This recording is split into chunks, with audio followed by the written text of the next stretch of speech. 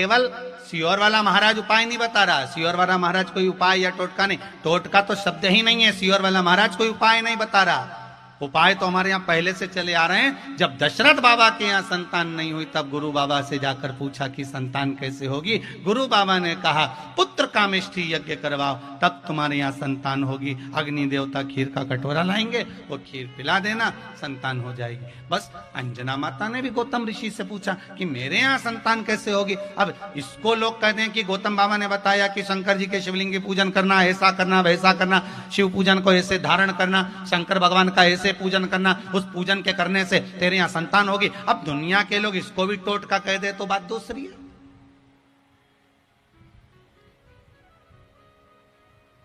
किसी को अगर कुछ बताया जाए तो वो टोटका नहीं, वो उपाय है जो हमारे संत भी बताते हैं, हमारे ऋषिवर, हमारे गुरुजन भी बताते हैं।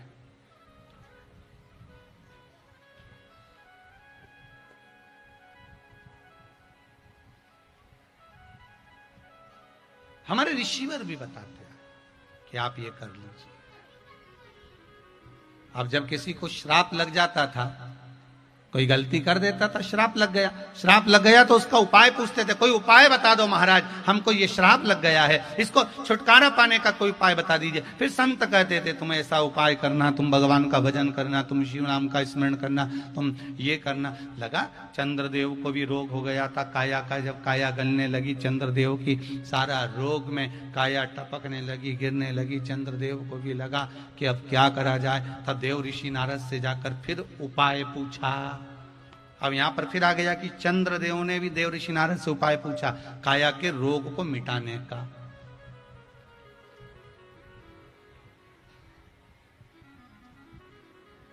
पूछा गया, जीवन में अगर दुख आता है पार कर दे, नहीं आता हमें कुछ भी तो इस मंत्र का स्मरण करते पार कर। सुबह उठो तो जप लो, सो तो जप लो, खाओ तो जप लो, पड़ोसन से झगड़ो तो जप लो, पर जपो श्री शिवाय नमस्तुभ्यं। जपना छूटना नहीं चाहिए, भगवान का नाम क्यों छूटे।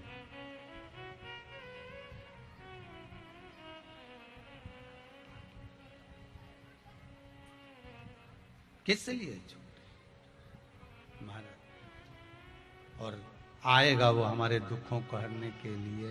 अंत समय प्रभु आना पड़ेगा, वचन दिया तो निभाना पड़ेगा। आता है आप सब लोगों को?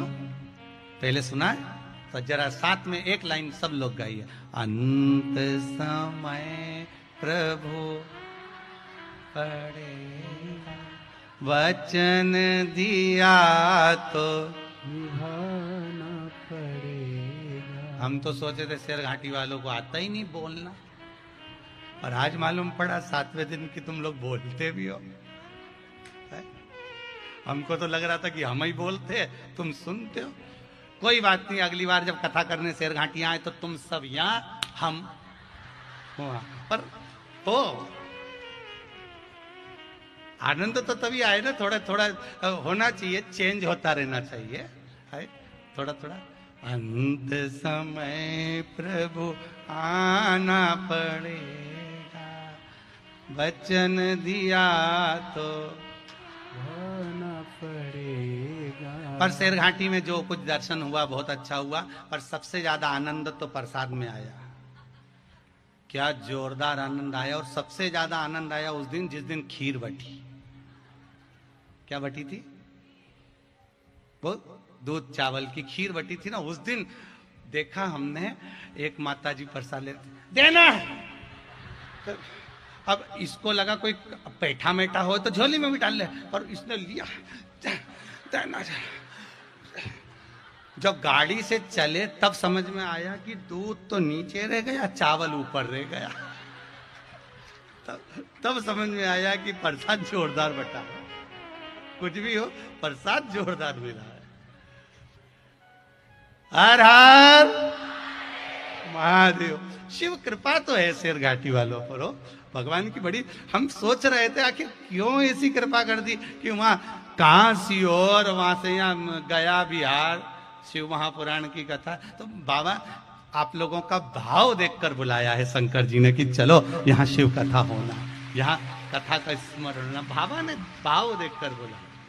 अच्छा, थोड़ी थोड़ी जलन तो इन पटना से जितने आए ना, इनके भी हृदय में हो रही होगी, हमारे यहाँ क्यों नहीं हुई। जितने लोग पटना वगैरह आए हमारे यहाँ भी होना थी, पर शेर घाटी में हुई। पर कोई बात नहीं, आप आकर अर्जी लगाए हैं बाबा को, तो बाबा वहां पर भी पहुंचेगा जरूर, ये भी पक्का है, बाबा बुलाएगा, वहां भी होगा। शिव कथा का स्मरण। अंत समय प्रभु आना पड़ेगा, वचन दिया तो आए ना आए प्रभु कुटुंब हमारा, आए ना आए प्रभु कुटुंब हमारा, अंत समय भोले आना पड़ेगा, अंत समय भोले आना पड़ेगा। बस यही अंदाजा आपके जीवन में रखना। श्रीमद् भागवत कथा में श्री वेद व्यास जी वर्णन करते हैं, सुखदेव जी महाराज राजा परीक्षित से कहते हैं, परीक्षित रुक्मणी मैया से भगवान कृष्ण ने कहा, रुक्मणी जी से स्वयं मेरे ठाकुर कहते हैं कि कह दो रुक्मणी जी से कि तू श्रृंगार करके जगदम्बा के मंदिर पहुंच जा, मैं तुझे लेने के लिए वहां पहुंच जाऊंगा। कहा था भगवान ने, भागवत जी में है, रुक्मणी जी जगदम्बा के मंदिर पहुंची, माता के मंदिर पहुंची और भगवान कृष्ण उन्हें लेने के लिए पहुंच गए। शिव महापुराण की कथा कहती है जैसे रुक्मणी जी से कहा था कि तू जगदम्बा के मंदिर पहुंच, मैं तुझे लेने के लिए पहुंच जाऊंगा।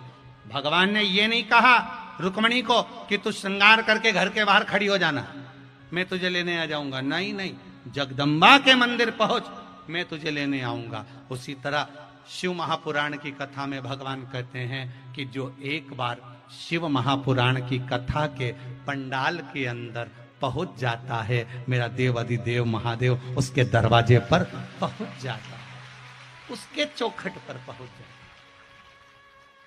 क्या है ये यहाँ से पर्दा लगा, वहां से पर्दा लगा, यहाँ से पर्दा, वहां से पर्दा, ऊपर से पर्दा, यहाँ से लेकर वहां तक पर्दा, सब दूर से बंद, और तुम उसके अंदर समझ जाओ ये फ्रीज है।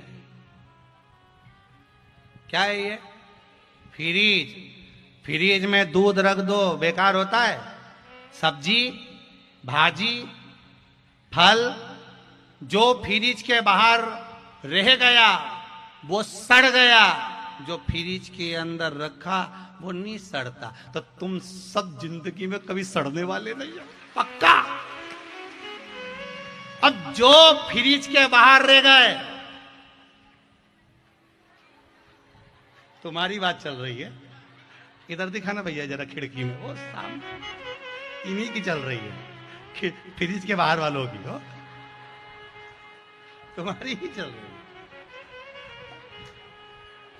जो फ्रीज के बाहर रह गए, दिक्कत इन्हीं की है। अब ये सोच में पड़े कि अपना क्या होगा कालिया, दिक्कत वहां लगे हुए है। जो भीतर है, और आज तुमसे कोई पूछे ना, तुम घर जाओ और जब कोई तुमसे पूछे कहां गई थी, तो कहना फ्रिज में बैठी थी, परंतु उसको बता देना कौन सा फ्रिज था, नहीं तो वो भी जाली निकाल के अंदर बैठ जाए और मालूम पड़े आफत मोल ले ले, ऊपर निपटी निपटू जाए, अपना नाम आ जाए, दादा इनका क्या। तो इसलिए उसको बोल देना कहां बैठी थी, कह देना शिव महापुराण के उस पंडाल में बैठी थी जिसमें मैं जिंदगी में कभी सड़ नहीं सकती, मेरी आत्मा की शुद्धि वहां हो गई, या आत्मा का कल्याण हो गया, मुझे शंकर मिल गया, ओघड़ दानी प्राप्त हो गया। ये वो स्थान है जहां शंकर मिल जाता है। अंत समय प्रभु आना पड़ेगा, और वचन दिया तो निभाना पड़ेगा। बस आप उसके दरवाजे तक पहुंच गए, मेरा शंकर आपके दरवाजे तक पहुंच गया। चिंता, दुख, तकलीफ। अंजना माता स्वयं गौतम बाबा से जाकर कहती है, पिताजी मेरे हृदय को दुख है, मेरे यहाँ संतान नहीं है। आपने डॉक्टर से जाकर कहा कि मेरे घर में संतान नहीं है, आपने अपने रिश्तेदारों से कहा मेरे घर में संतान नहीं है? कभी आपने किसी एकांत में जो शंकर बैठे हों देवालय में शिव जी के पास जाकर कहना भोलेनाथ 10 साल मेरी शादी को हो गए, 12 साल हो गए, 15 साल हो गए, 20 साल हो गए, बाबा से भी तो विनती करो एक बार जाकर कि मेरे यहाँ संतान नहीं है। पे फरमाइश रहती है चलो मैं थोड़ा सा सामान खरीद लाऊंगी, चलो मैं थोड़ा सा ले आऊंगी, और तुम दिन भर सवेरे 8 बजे से लेकर रात को 10-10 बजे तक कमा रहे हो। एक जोड़ पेंट शर्ट ना जाने कब तक चला रहे हो, एक रुमाल जो जेब में रखा उसकी पूरे फुंदे निकल गए, सारे फुंदे समाप्त, मोजे जो पहनता है उसमें से अंगूठे बाहर निकल गए, पर एक मोजा खरीद कर नहीं ला रहा, कपड़े भी ऐसे यहाँ की पूरी कालर गल गई, पर बदलूंगा नहीं चाहे कुछ भी हो जाए। कमा कमा के किसके लिए कमा रहे हो? मत दान करो। कौन कह रहा है कि तुम दान करो? कौन कहता है कि तुम पुण्य करो? मत दो तुम दान, मत दो किसी को 1 रुपया भी, पर अपने ऊपर तो खर्च करो रे भेरू, अपने ऊपर तो खर्च करो। ये जगदम्बा होन तो कितना खर्चा कर रही, जरा देखो, ना जाने कहां का डिजाइन ला रही है। वो तो बाल माल है नहीं मेरे, नहीं तो मैं ये सब खुद यहां से, और बक्कल लिया ही वो ऐसा सुरसा के मुंह जैसा, वो सुरसा राक्षसी नहीं थी जी का मुंडा में हनुमान जी गए थे, नहीं मुंह फाड़े नहीं, तो उसके जैसा। हाँ बाबा जी, तो खर्चा करो, अपने ऊपर करो, भले तुम दान नहीं करना ना मत करो, मत दो किसी को भी रुपया, मत दो तुम किसी को 1 रुपया, अपने ऊपर तो खर्च करो रे, प्रेम से 2 रोटी अच्छे से तो खाओ। जब देखो जब इतना टेंशन में मिले ने मुंडा पे सलीसल पड़ गया। बोलिए बोलिए, कुछ बोलना चाहते हो? देव जरा माइक दो भाई, पहुंचाइए। अपने ऊपर खर्च करिए, और जिस दिन आप अपने ऊपर खर्च करना सीख गए, समझ लो जीवन का सबसे बड़ा कार्य कर दिया। अपने ऊपर खर्च करिए, और ध्यान दीजिएगा अपने जीवन में जितना आप कमा रहे हो, अपने पत्नी को, अपने बच्चों को और आप सबसे कहकर रखो कि इसका एक अंश। गौतम बाबा ने करी, गौतम बाबा ने जो बताया अंजना माता को कि शंकर का पार्थिव शिवलिंग का निर्माण करो, उस पार्थिव शिवलिंग का निर्माण कर कर शिव की आराधना करो और भगवान शिव से निवेदन करो। पार्थिव शिवलिंग का निर्माण।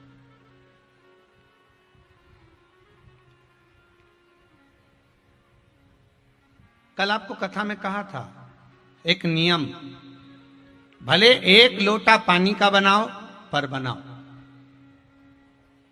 पार्थिव शिवलिंग का निर्माण माता अंजना देवी करना प्रारंभ करी, शिवलिंग का निर्माण करती हैं, पूजन करती हैं, विसर्जन करती हैं।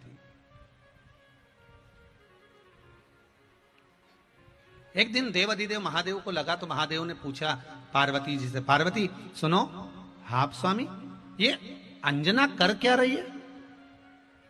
प्रभु आपका स्वरूप बना रही हैं, पूजन करती हैं और विसर्जन करती हैं।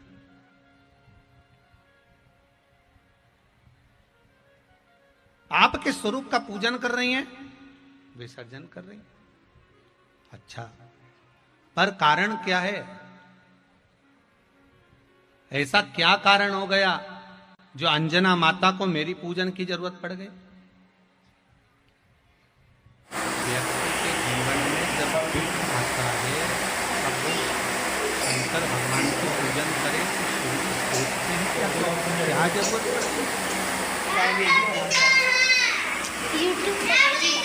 क्या जरूरत क्या पड़ गई है जो मेरी आराधना कर रही है?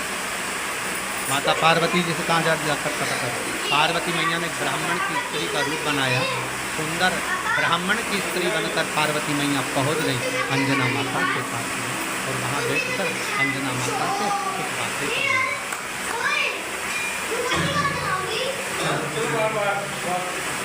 रही, वहां बैठकर बात कर रही। क्या बात है? तुम रोज शिवलिंग का निर्माण करती हो, रोज शंकर भगवान का शिवलिंग का निर्माण कर रही हो, और रोज शिवलिंग का निर्माण कर कर पूजन कर कर उसका विसर्जन कर रही हो, आखिर बात क्या है? क्या चाहती हो? अंजना माता ने कहा बस संतान नहीं है, इसलिए निवेदन है भोलेनाथ जी को कि मेरे घर संतान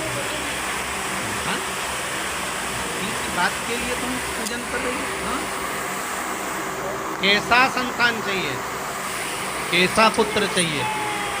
अंजना माता ने कहा जिस देवाधिदेव महादेव की मैं पूजन कर रही हूँ, बस उसी महादेव के जैसा रचित कहा है सुबह को जाऊंगा। अंजना माता के शब्द सुनकर पार्वती मैया बाबा भूतनाथ भूतेश्वर भगवान शंकर ने पूछा पार्वती जी हो जाएंगे? आओ प्रभु, क्या बोल रही हैं? तो अंजना माता कह रही है कि जैसे आप हैं वैसा की वैसे ही पुत्र चाहिए, आपके जैसे। भगवान मन में ये वर तो अंजना माता से कोई नहीं दे सकता कि मेरे जैसा पुत्र, क्योंकि मेरे जैसा ढूंढना भी और सबसे बड़ी बात तो है अगर कैसा मिल भी जाएगा तो ऐसा मिलना चाहिए अमर, ऐसा अमर जो कवि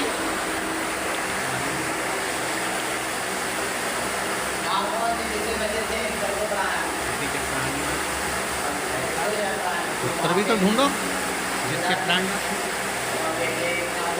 अब पार्वती मैया ने कहा भोलेनाथ जी अब आपकी लीला तो आप ही जानो, आप जानो कि आपको क्या करना।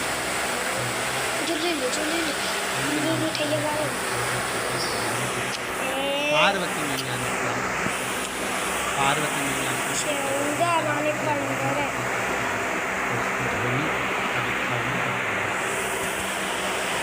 आपकी आराधना कर रहे हैं।